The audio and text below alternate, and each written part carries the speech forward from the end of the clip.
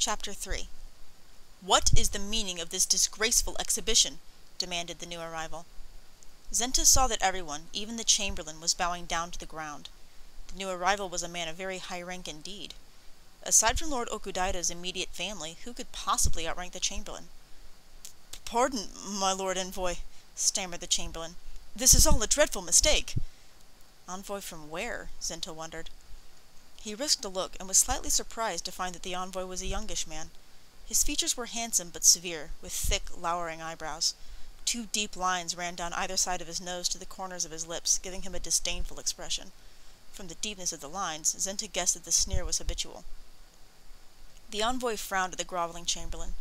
"As the man in command of this castle, you are responsible for this disturbance. When the daimyo hears of this, he might judge you unfit for your position."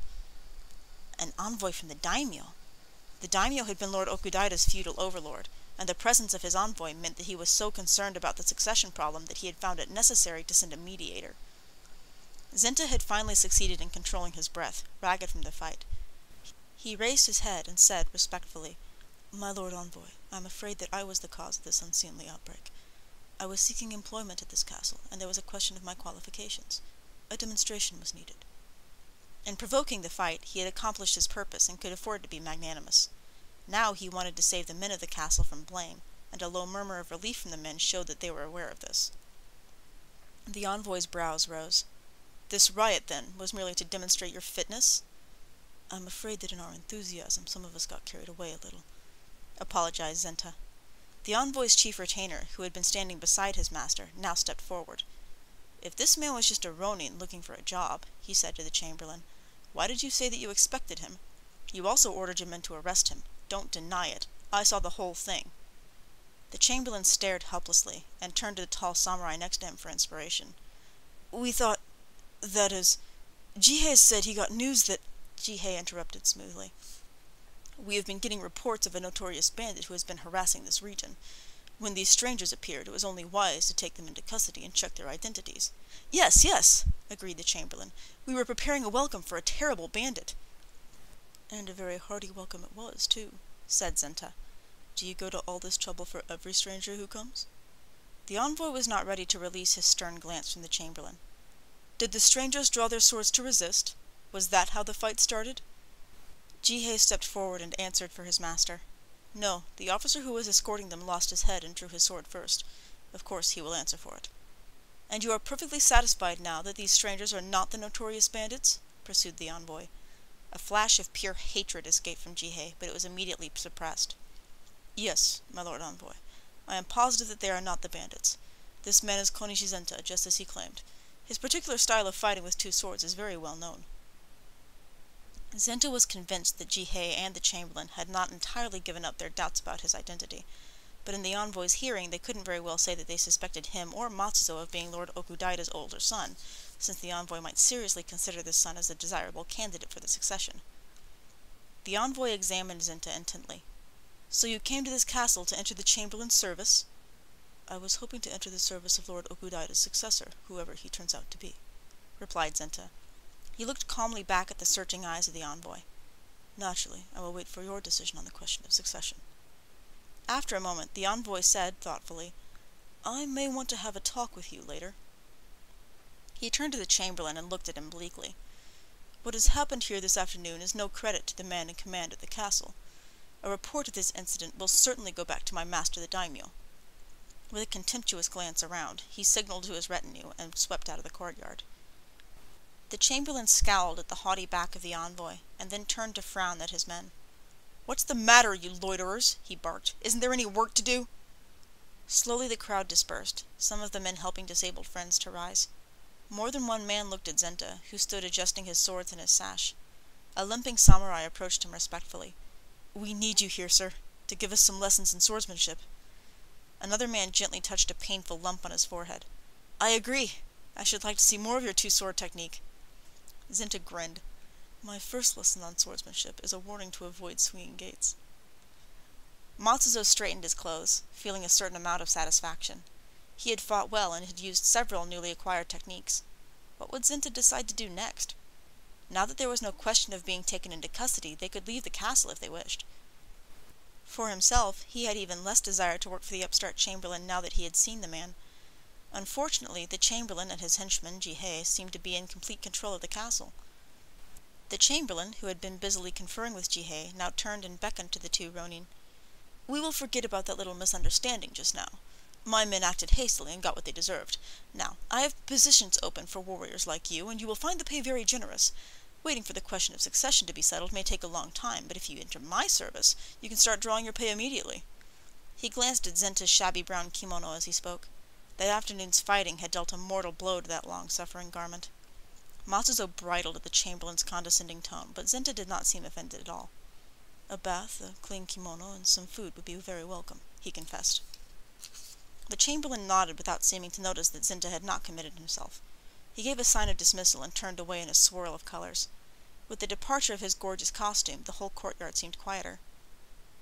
The two ronin found Jihei in front of them. "Come with me. I will show you to your quarters." "I hope they're not the ones which you had prepared for the bandits?" asked Matsuzo, trying to imitate Zenta's ironical tone. Jihei gave a short laugh, but his eyes were cold. "This way, gentlemen," he said. When Jihei took them to a door in the base of the watchtower, Matsuzo asked in surprise, "Then you're not going to put us in the outer fortress?" "The chamberlain's opinion of you is so high that he is putting you in the inner fortress together with officers of the household," replied Jihei. The words were flattering, but there was a hint of grimness in Jihei's voice which Matsuzo did not like. The three men mounted some stairs and soon found themselves on the ground floor of the central building which formed the base of the watchtower. The rooms here were airy and light, but rather bare. In the older and more primitive castles, the commander sometimes had his living quarters in the watchtower building, but Lord Okudaira had more luxurious quarters constructed for his household.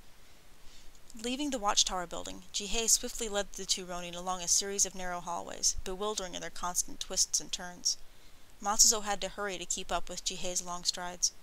"Strangers to this castle could be lost for days here," he panted. "The maze-like effect is our best defense," said Jihei with satisfaction. "Even if attackers were to get past the outer fortress and reach this building, they would wander around aimlessly and find themselves ambushed by our men at every turn."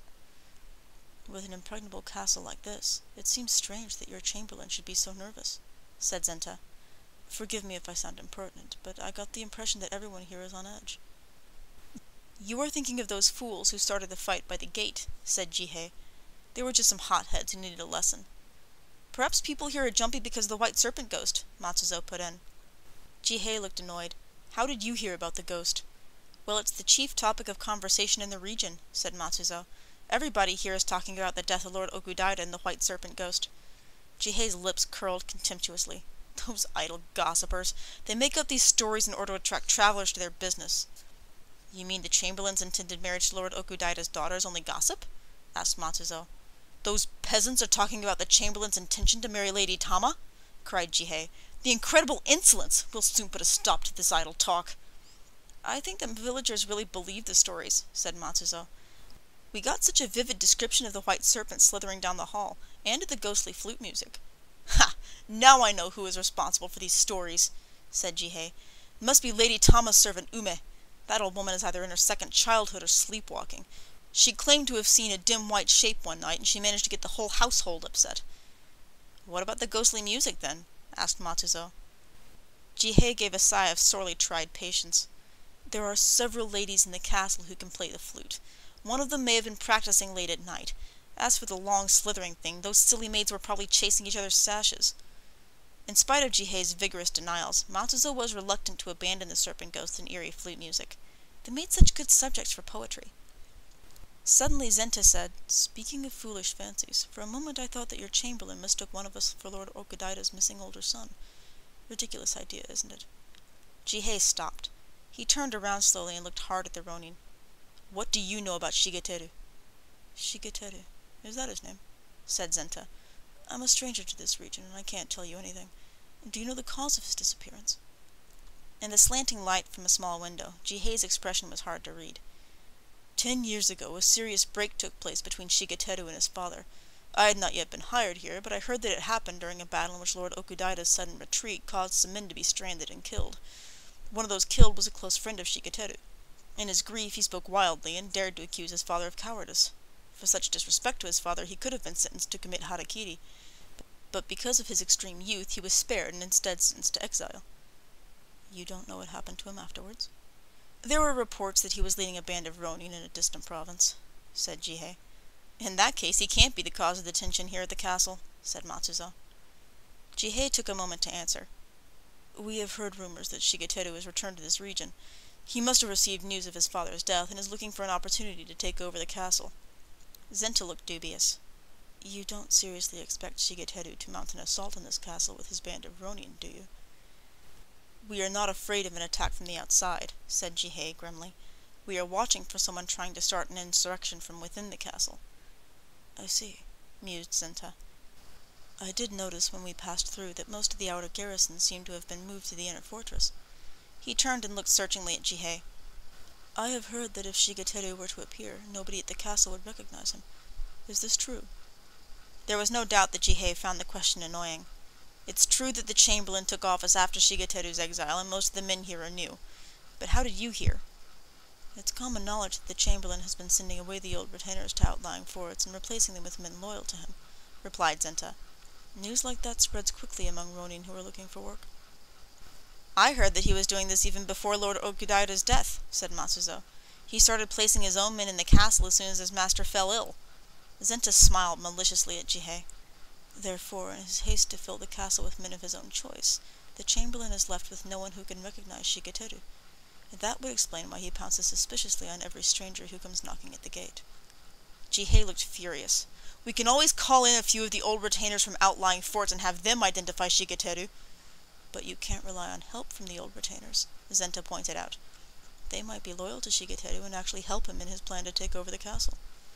Jihei started violently at the Ronin's last words. Then he collected himself and said curtly, I suggest that you watch your tongue if you wish to stay in the Chamberlain's service. He stopped before the room assigned to the two newcomers and swept open the sliding door with an angry crash. Waiting for them inside the room was an old woman. At the sight of her, Jihei's anger increased further. Ume, what do you think you are doing here? He demanded.